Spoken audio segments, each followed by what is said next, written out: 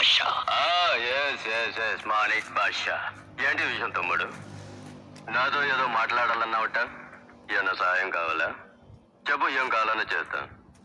నువ్వు మా రంగస్వామి కొడుకువే కదా, చెప్పు. ఇదిగో చూడు, నీకు నాకే యుద్ధం, ఈ భాషకి యాంటోనీకి యుద్ధం.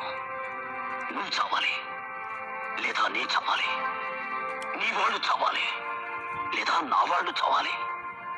ప్రజలు కాదు, అమాయక ప్రజలు కాదు. ఇప్పుడు తెలిసిపోయింది, నువ్వు పిరికి వెతవ్వి. నువ్వు పిరికి వాడితో యుద్ధం చేయడం నాకు నచ్చదు. ఈ భాషకి, మాణిక్ భాషకి నచ్చదు.